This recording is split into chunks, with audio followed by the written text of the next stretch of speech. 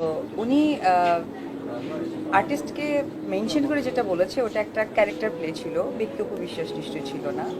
অবশেষে বারিশা হকের স্বামী সীমান্তকে জবাব দিলেন চিত্রনায়িকা অপবিশ্বাস। রীতিমতো বারিশা হকের স্বামী সীমান্তকে ধোলাই করল অপবিশ্বাস। সম্প্রতি নারী উদ্যোক্তা রুবায়েত ফাতেমা তনির বিরুদ্ধে সংবাদ সম্মেলনে কথা বলতে গিয়ে স্ত্রী বারিশা হকের পোশাকের উদাহরণ দিতে গিয়ে চিত্রনায়িকা অপবিশ্বাসের নামে বাজে মন্তব্য করেন বারিশা হকের স্বামী। অপবিশ্বাস বলেন, আমার ক্যারেক্টারে যাই এমন পোশাক পরেছিলাম, আর আমাকে ডিরেক্টরে বলেছিল বিধায় আমি হাফ প্যান্ট পরেছিলাম। তাছাড়া ব্যক্তি অপবিশ্বাস তো ওই রকম কাজ কখনোই করে না। ব্যক্তি অপবিশ্বাস বাস্তবে অনেক শালীনতা বজায় রেখেই চলার চেষ্টা করে।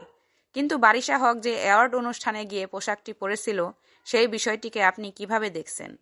ভিউয়ার্স, এবার বারিশা হক ও তার স্বামী সীমান্তকে নিয়ে মুখ খুলেছেন চিত্রনায়িকা অপবিশ্বাস।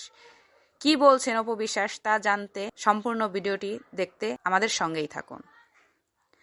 কিছুদিন আগে সংবাদ সম্মেলনে বারিশা হকের স্বামী সীমান্ত অপবিশ্বাসকে নিয়ে কথা বলেন। তিনি বলেন, অপবিশ্বাস যে হাফ প্যান্ট পরে সিনেমা করে সে বিষয়টিকে আপনারা তো কখনোই নেগেটিভভাবে নেন নাই, কিন্তু আমার বা আমার স্ত্রীর ক্ষেত্রে কেন আপনারা নেগেটিভ নিচ্ছেন? আমার স্ত্রী যে পোশাকটি পরেছে সেটা তো অপবিশ্বাসের মতোই ছিল, এর বাইরে তো কিছু হয়নি, তাহলে কেন এই বিষয়টি নিয়ে এত কথা বলা হচ্ছে?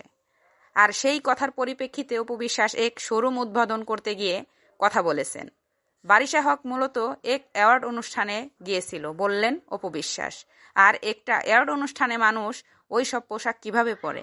কিন্তু আমি অপবিশ্বাস ব্যক্তিগত দিক থেকে কখনোই এরকম পোশাক পরিনি, কিন্তু ক্যারেক্টারের জন্য যেখানে যা পড়তে হয় সেটা করতে হয়, সেটা ডিরেক্টরের অনুযায়ী পোশাক দেওয়া থাকে, আর সেটা আমাদের পড়তে হবে, এটাই স্বাভাবিক।